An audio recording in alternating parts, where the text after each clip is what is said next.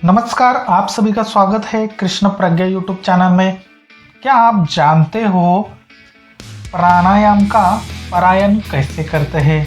क्या आप जानते हो शरीर के अंदर हवन कैसे करते हैं?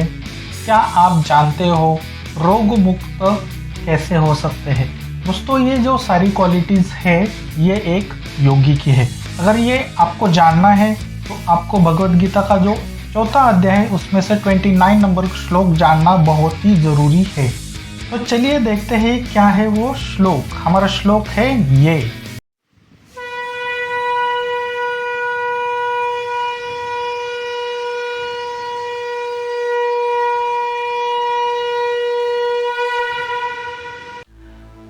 अपाने जुह्वति प्राणम प्राणे पानम तथा परे प्राणापान गति रुद्ध्वा प्राणायाम परायणा। अपाने जुह्वति प्राणम प्राणे अपानम तथा परे प्राणापान गति रुद्ध्वा प्राणायाम परायणा। अब हम श्लोक का संधि विच्छेद और उसका हिंदी अर्थ देखते हैं। श्लोक की पहली लाइन है अपाने जुह्वति प्राणम प्राणे अपानम तथा परे। श्लोक का संधि विच्छेद करते हैं। अपाने जुह्वति प्राणम, यहाँ संधि नहीं हो रही है। प्राणे अपानम तथा परे का संधि विच्छेद कैसे होगा? प्राणे धन अपानम तथा परे का संधि विच्छेद तथा धन अपरे। हिंदी अर्थ देखते हैं। अपाने का अर्थ होता है अपान वायु, यानी कि हम जो श्वास लेते हैं उसको अपान बोलते हैं। जुह्वति अर्पित करते हैं। प्राणम प्राण में, प्राणे अपानम का अर्थ होता है प्राण को अपान में, तथा परे का अर्थ है ऐसे ही अन्य। श्लोक की दूसरी लाइन देखते हैं। प्राणापान गति रुद्ध्वा प्राणायाम परायणः। संधि विच्छेद करते हैं। प्राणापान गति का संधि विच्छेद कैसे होगा? प्राण धन अपान धन गति, रुद्ध्वा जैसे है वैसे ही आएगा। प्राणायाम परायणः संधि विच्छेद कैसे होगा? प्राणायाम धन परायणः। हिंदी अर्थ देखते हैं। प्राणापान गति का हिंदी अर्थ होता है प्राण को अपान गति में, रुद्ध्वा का अर्थ होता है रोक कर। प्राणायाम परायणा का अर्थ है प्राणायाम के परायण करते हैं। तो आज हमने भगवद गीता का चौथे अध्याय का 29 नंबर श्लोक देखा, साथ ही साथ संधि विच्छेद देखा और शब्दशः हिंदी अर्थ देखा। किसी भी संस्कृत श्लोक को सीखने के लिए संधि विच्छेद और शब्दशः हिंदी अर्थ आना बहुत ही जरूरी है। चलिए देखते हैं संस्कृत श्लोक कैसे पढ़े और श्लोक का हिंदी अर्थ क्या है। हम यहाँ पे 2 बार श्लोक बोलेंगे, आप भी पीछे से बोलिए ताकि आपका भी श्लोक बोलने का जो सराव है वो अच्छे से हो जाए। अपाने जुह्वति प्राणम प्राणे अपानम तथा परे प्राणापान गति रुद्ध्वा प्राणायाम परायणः। अपाने जुह्वति प्राणम प्राणे अपानम तथा परे प्राणापान गति रुद्ध्वा प्राणायाम परायणः।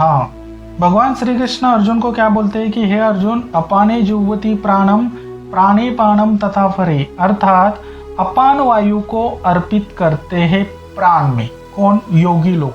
योगी लोग जो श्वसन क्रिया करते हैं उसको अपने प्राण में अर्पित करते हैं। बाद में प्राणे पानम तथा परे, अर्थात प्राण को अपान में, ऐसे ही अन्य। दूसरी लाइन में क्या बोलते हैं? प्राणापान गति रुद्ध्वा प्राणायाम परायणः, अर्थात प्राण को अपान गति में रोक कर प्राणायाम के परायण करते हैं।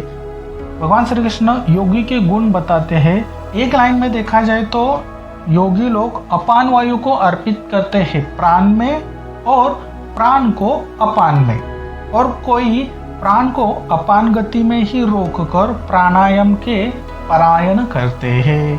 ठीक है, यही है अर्थ इस श्लोक का। चलिए देखते हैं संस्कृत श्लोक कैसे याद रखें विद विजुअलाइजेशन।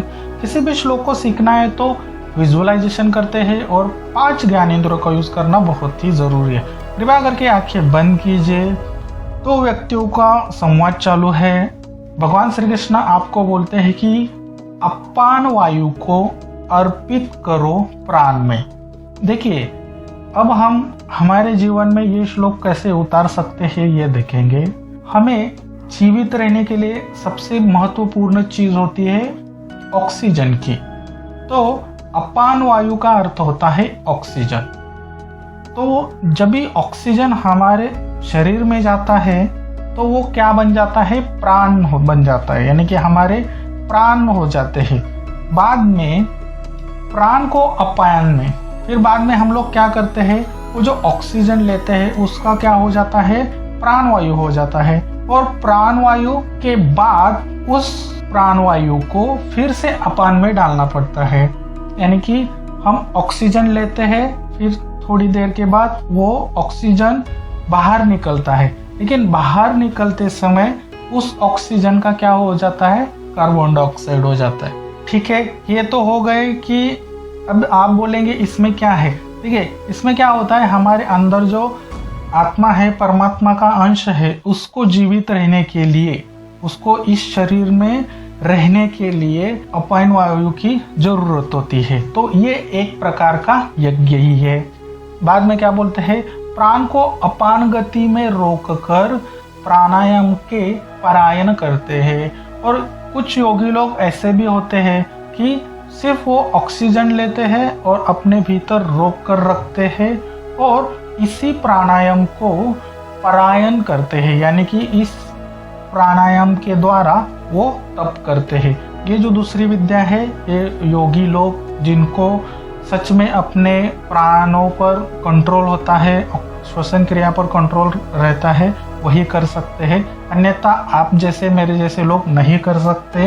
एक पौराणिक कथा है कि ध्रुव महाराज जब भी विष्णु भगवान की तपस्या कर रहे थे, बहुत दिन के तपस्या के बाद भी, तप के बाद भी वो ध्रुव महाराज को दर्शन नहीं दे रहे थे। तभी नारद मुनि ने उनको बोला था कि अगर तुम ओम करके अपान वायु को अपने भीतर ही रोक दोगे तो बहुत जल्दी ही विष्णु भगवान है वो तुम्हें दर्शन दे सकते हैं।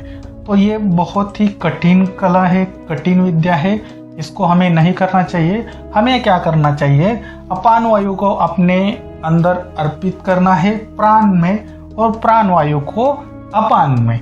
जैसे कि हम ऑक्सीजन लेते हैं, फिर थोड़ी देर बाद वही ऑक्सीजन छोड़ते हैं, लेकिन वो ऑक्सीजन जब भी हमारे मुंह से, हमारे नाक से बाहर जाता है तो उसका क्या हो जाता है, उसका रूपांतर कार्बन डाइऑक्साइड में हो जाता है। लेकिन भगवत गीता के अनुसार क्या है, अपान वायु अंदर आने के बाद प्राण में बदल जाता है और प्राण वायु अपान वायु ही रहता है, लेकिन कभी जब तक वो आपके अंदर है, जब भी वो आपके अंदर नहीं है तो उसका कार्बन डाइऑक्साइड बन जाता है। ये एक साइंटिफिक भी यहाँ पे रीजन है।